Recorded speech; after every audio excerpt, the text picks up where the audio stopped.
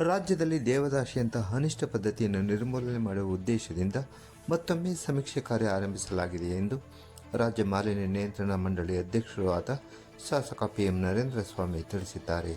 ಮಳವಳ್ಳಿ ಪಟ್ಟಣದ ಶಿಶು ಅಭಿವೃದ್ಧಿ ಯೋಜನಾಧಿಕಾರಿಗಳ ಕಚೇರಿ ಆವರಣದಲ್ಲಿ ಶನಿವಾರ ಸಾಯಂಕಾಲ 5:30 ಸಮಯದಲ್ಲಿ ಮಹಿಳಾ ಮತ್ತು ಮಕ್ಕಳ ಅಭಿವೃದ್ಧಿ ಇಲಾಖೆ ವತಿಯಿಂದ ಸೆಕ್ಟಮ್ ಅಂಗನವಾಡಿ 2.0 ಯೋಜನೆಯಡಿ 95 ಅಂಗನವಾಡಿ ಕೇಂದ್ರಗಳಿಗೆ LED ಟಿವಿ ವಿತರಣೆ ಹಾಗೂ ಬಾಲ್ಯ ವಿವಾಹ ನಿಷೇಧ ಕುರಿತ ಜಾಗೃತಿ ಕಾರ್ಯಕ್ರಮವನ್ನು ಉದ್ಘಾಟಿಸಿ ಅವರು ಮಾತನಾಡಿ, ಮುಖ್ಯಮಂತ್ರಿ ಸಿದ್ದರಾಮಯ್ಯ ಅವರು ಅವರ ಅಧ್ಯಕ್ಷತೆಯಲ್ಲಿ ಇತ್ತೀಚೆಗೆ ನಡೆದ ಜಾಗೃತಿ ಸಭೆಯಲ್ಲಿ ದೇವದಾಸಿ ಪದ್ಧತಿಯ ಬಗ್ಗೆ ಗಮನ ಸೆಳೆಯಲಾಗಿದೆ.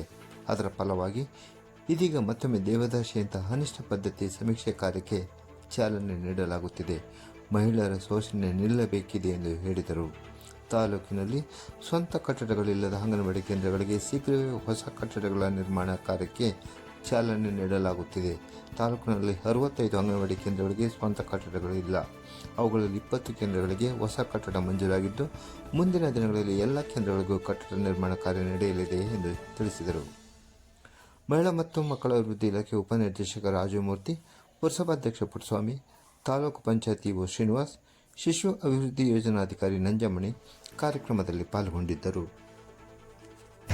ಯಾವ ತಾಯಿ ಒಂದು ಮನೆಯನ್ನ ನಡೆಸ್ತಕ್ಕಂಥವ್ರು, ಗಂಡಸು ತಂದೆ ಆದಂಥ ರೀತಿಯಲ್ಲಿ ದುಡಿಮೆಗೆ ಹೋಗ್ತಾನೋ, ತಂದೆ ಆದಂಥ ಪ್ರಾಪಂಚಿಕ ಒಂದು ವ್ಯವಹಾರದಲ್ಲಿ ತನ್ನ ಸುತ್ತಾಟದಲ್ಲಿರ್ತಾನೋ, ಮಕ್ಕಳಿರ್ಬೋದು, ಮನೆ ಹಿರಿಯರಿರ್ಬೋದು, ಮನೆಯ ಯಜಮಾನ ಇರ್ಬೋದು, ಎಲ್ಲರ ಜೊತೆನಲ್ಲೂ ಒಂದು ಮೇಟಿಯಾಗಿ ಕೆಲಸ ಮಾಡೋದಂಥ ನಿಜವಾದಂಥ ವ್ಯವಸ್ಥೆ ನಮ್ಮ ಭಾರತೀಯ ಸಂಸ್ಕೃತಿನಲ್ಲಿ ಅದು ಹೆಣ್ಣಿಗೆ ಇರ್ತಕ್ಕಂಥದ್ದು.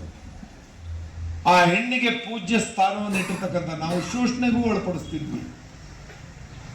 ನಮ್ಮಲ್ಲಿ ಸಾಮಾಜಿಕ ಪಿಡುಗು, ಈಗ ಮೊನ್ನೆ ಕೂಡ ಮುಖ್ಯಮಂತ್ರಿಗಳ ಸಭೆಯಲ್ಲಿ ನಾನು ಖಾರವಾಗಿ ಮಾತಾಡಿ ದೇವದಾಸಿ ಪದ್ಧತಿ ವಿಚಾರವನ್ನು ನಾನು ತೀಕ್ಷ್ಣವಾಗಿ ಮಾತಾಡೋದಕ್ಕೋಸ್ಕರ ರಾಜ್ಯದ ಜಾಗೃತ ಸಮಿತಿ ಸಭೆಯಲ್ಲಿ ಮುಖ್ಯಮಂತ್ರಿಗಳು ತುರ್ತಾಗಿ ಇವತ್ತು ನಾನು ಹೋಗ್ಬೇಕಿತ್ತು, ಮತ್ತೊಮ್ಮೆ ದೇವದಾಸಿ ಸರ್ವೆ ಕಾರ್ಯ, ಅದರಂಥ ಅನಿಷ್ಟ ಪದ್ಧತಿ ಇನ್ನೊಂದು, ಅಂಥ ಒಂದು ಹೆಣ್ಣಿನ ಶೋಷಣೆಯನ್ನು ಮಾಡ್ತಕ್ಕಂಥ ಸಮಾಜ ಆಗಲಿಕ್ಕೆ ಸಾಧ್ಯ.